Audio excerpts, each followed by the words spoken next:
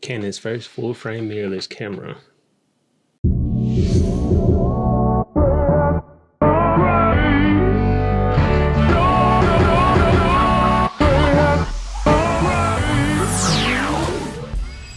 What's up, beautiful people?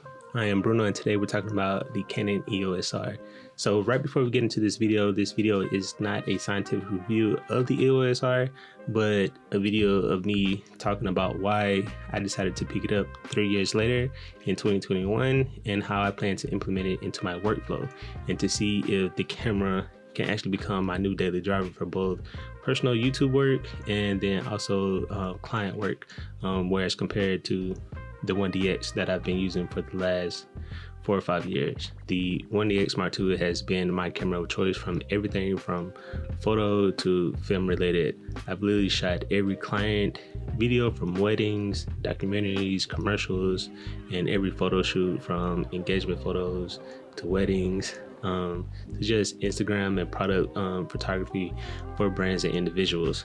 And in my opinion, since its release in 2016, the Canon 1DX Mark II has been the standard of DSLRs for both photographers and indie filmmakers. Then the EOS R happened.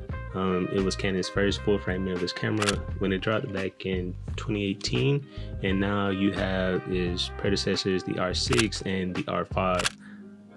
However, I recently just picked it up still, and some of you may be asking why I picked it up 3 years later when the R6 and the R5 is out, but I still think this camera here is a beast of a camera for a number of reasons.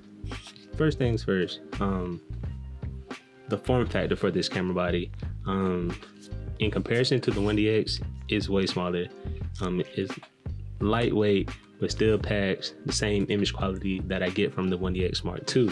Then also the flip out LCD screen.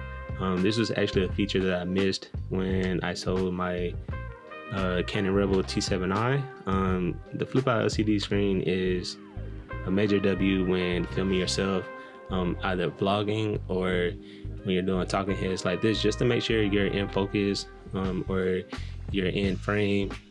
It's way easier than having to flip back and forth, as you see me do numerous times when vlogging with the 1DX. So the flip out LCD screen here is a major W. Having C-Log in this body was another deciding factor for me as well. Being able to shoot in the flattest profile possible to be able to give me that additional flexibility and post when color grading was a W. If you've ever shot with C-Log or shoot in like a very desaturated profile, you know sometimes it can be hard to, one, nail exposure if you aren't using the histogram, but then also to be able to nail focus as well. So being able to have view assist to be able to see what my image looks like to make sure I'm nailing my exposure is a W as well, because I want to be able to use C-Log, but I don't want to have to look through the viewfinder and see a desaturated image all the time, because sometimes it's just hard to just view. You can't tell what's in focus, you can't tell if your highlights are blown out. So the view assist was a major W as well. But then also to piggyback off of view assist, peaking is another feature that's offered here in the EOS R to make sure you are nailing focus. And what peaking does is basically just give you a highlighted outline of whatever's in focus. So for someone like I mentioned who is an aspiring documentary filmmaker, oftentimes I do like to manual focus if I'm with the subject and one, they're moving erratically, or if two, they are talking to another subject. I'll rather rack focus between the two if they're talking in a seated position, if I don't have the luxury to have two camera bodies with me. So peaking is definitely a plus if you like to manual focus. The 4K 24 frames a second. So for many people, when it comes to the EOS R, they might not see this as a pro because of the crop factor, but for me, coming from the 1DX Mark II, when shooting in 4K, there was a crop as well. So that's something that I'm actually used to, and for the most part, everything that I shoot is either with a 24mm or a 35mm. So that's wide enough to the point to where I can still, even with the crop, get a wide enough frame, or just reposition the camera to frame out my subject in the environment as needed. So it's not really a big drawback or an issue for me personally in what I like to shoot and then what I'm also trying to shoot. Time code is basically a timestamp that is continuously running when you're actually filming. So what's good about time code is that it helps you sync up multiple devices in post. So if I'm shooting on the 1DX Mark II for a main angle, then I'm using the EOS R as a second angle, and then if I'm booming audio with an external recorder, I can sync all three devices because all three will be timestamped with the same time code. So that's a great benefit. With the RF mount, I figure that this camera here will be a great option for me to pick up, seeing that I do think that Canon and all their lenses from this point out will all be RF. We haven't seen really too many upgrades to any of the EF lenses. They mainly been focusing on RF lenses, so kind of future-proofing myself again for the future when investing into the RF line. Now, things that I do not like about the camera. So first up is the bit rate. I don't understand Canon's reasoning behind allowing users to record 10-bit externally, but only allowing 8-bit internal recording. You would think that Canon would just go ahead and allow the camera body to record 10-bit internally if you can do it externally. So that's kind of one thing that I disliked about the camera, but not necessarily a deal breaker. So the second thing I do not like about this camera is the high frame rate option.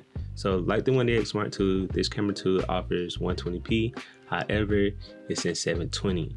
So shooting in 720 is not an option for me. Like everything we see either on TV or our phones, it's all full HD. If not, for the most part, on TV or YouTube, everything is in 4K. So having to shoot 120 and 720 is just not an option. I'm pretty sure I could probably give it a true test and shoot some 120 B-roll with this and compare it to the 1DX Mark II, but I'm pretty sure there's other options here on YouTube that we can reference and use, and me personally, I just don't think it's an option in today's in today's time. So the high frame rate here is just a no-go for me. So the EOS R uses the Canon LP-E6 batteries that we're all used to, whereas the 1DX Mark II uses the LP-E19 batteries. So just in size difference, there you go. So typically when shooting with the 1DX Mark II, I can go a full day and not even use the whole battery, and that's when I'm shooting in 4K, shooting 120, and like it's a beast of a camera. Like the battery life on that is endless. It's rare for me to go through 2 full batteries, but I have used 1 full battery and then had to switch out, especially like when shooting long days such as weddings or a documentary when you start filming from 8 to full 12 hours later, 10 hours later. So I know definitely like these little batteries here, I'm gonna need multiple if I ever am shooting a full day with it. But in comparison to the 1DX Mark II, this is just a complete it's not a complete letdown, but it's definitely a downgrade in a sense, coming from the 1DX Mark II. But just carry extras, I guess. So the fourth thing that I didn't like about the camera was the actual button layout. So for many, if you watch reviews on YouTube, a lot of other photographers or videographers hate that Canon actually took away the scroll wheel and replaced it with a D-pad. And for me, that's not really an issue. Like the D-pad is actually okay with me. From somebody who comes from playing video games, like I'm comfortable with the D-pad. Like it's no issue. But the one thing that I did hate or do hate about this camera is the actual touch bar. So if you're a photographer, you have all the customization options in the world, from ISO to aperture to frame rate. You can pretty much customize the touchpad to do anything. You can even use it to scroll through images and rate images as needed within camera. However, for someone like me who's more into filmmaking and videography, you cannot customize the touch bar for anything other than scrolling through or playing back footage. Like, I don't like the D-pad does that, like this does that, so why does this do it too? Like, I don't need that function for both the D-pad and then also the touch bar. Now, I know you heard this a lot here on YouTube, but for me, the reasoning behind it is different from being able to record simultaneously to 2 cars. Now, in the 1DX Mark II, there are dual car slots for CF and CFast cars, but however, I do not record simultaneously to 2 cars. I never done that and probably never will.